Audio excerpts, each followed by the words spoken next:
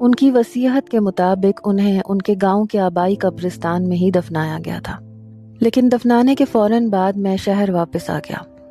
اس دن میں بہت رویا تھا، 3 دن تک ٹھیک سے کھانا پینا بھی نہیں کیا تھا، کوئی نہیں تھا میرے آنسو پونچھنے والا، اکیلا کمرے میں تھا، گھر میں صرف ملازمین تھے۔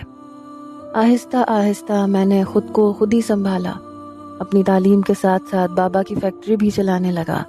وقت یوں ہی گزرنے لگا، لیکن وقت کے ساتھ ساتھ میری نفرت عورتوں سے بڑھنے لگی۔ میں لڑکیوں سے دوستی کرنے لگا، انہیں پیار کا جھوٹا جھانسا دیتا، پھر انہیں قیمتی تحائف دیتا، ہوٹل میں کھانا کھلاتا، پھر اپنا مطلب ان سے پورا کرتا۔ میں پہلے سونے کی کوئی نہ کوئی چیز ان کو دیتا، جسے دیکھ کے ان کی آنکھیں چمک اٹھتی۔ کچھ لالچی قسم کی لڑکیاں بھی تھیں جو سونے چاندی کی چیزیں دیکھ کے خود ہی میرے قریب ہو جاتی تھیں، اور میں اکثر یہ سوچتا تھا کہ یہ ہے عورت کی اوقات، چند قیمتی تحائف۔ جس لڑکی کو چاہتا اپنے بیڈ کی زینت بنا لیتا، پھر انہیں پیسے دے دیتا۔ اپنی ماں کے کیے گئے ظلم کا بدلہ میں ہر عورت سے لیتا تھا۔ ابھی بھی میں ایک لڑکی کے ساتھ رات بتا کے بڑی گہری نیند سو رہا تھا جب اس نے مجھے جگانے کی کوشش کی۔ وہ کہنے لگی، زین ڈارلنگ اٹھ بھی جاؤ۔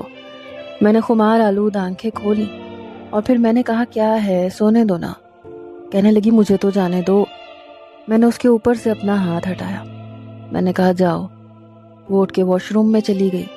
کچھ دیر بعد اس نے اپنی حالت ٹھیک کی، اس کے بعد وہ میرے سامنے کھڑی تھی۔ کہنے لگی، میرے پیسے؟ میں نے کہا، یار مجھے پریشان مت کرو، سائڈ ٹیبل کی دراز میں رکھے ہیں، جتنے چاہے لے لو۔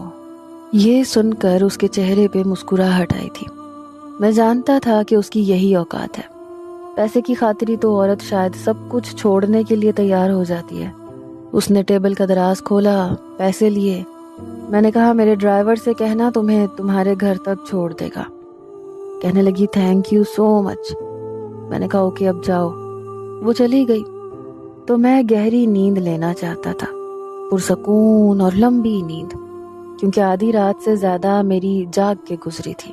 لیکن گاؤں سے فون آ گیا۔ وہ کہنے لگے، زین صاحب آپ کی حویلی کا بہت اچھا گاہک لگ گیا ہے۔ میں نے کہا، تو کیا کروں اب؟ وہ کہنے لگا، آپ کو ابھی حویلی آنا پڑے گا۔ میں نے کہا، ٹھیک ہے آ جاؤں گا۔ وہ کہنے لگا، جو گاہک لگا ہے وہ بیرون ملک سے آیا ہے، اسے جلدی ہے، اس لیے جتنا جلدی ہو سکے آپ گاؤں پہنچ جائیں۔ میں نے بیزاری سے فون کٹ کیا تھا۔ فون کو میں نے بیڈ پہ پھینکا، کروٹ لی اور سو گیا۔ میں دوپہر ڈھلنے کے بعد اٹھا تھا، لیکن ابھی بھی سر بھاری تھا۔ ایک بلیک کافی منگوا کے پی، پھر اپنی فیکٹری کے مینیجر کو کال کی کہ وہ سارا انتظام سنبھال لے، کیونکہ میں گاؤں جا رہا ہوں اور مجھے چند دن لگ جائیں گے۔ وہ کہنے لگا، سر بے فکر رہے۔ پھر میں اپنی گاڑی میں ہی گاؤں آ گیا۔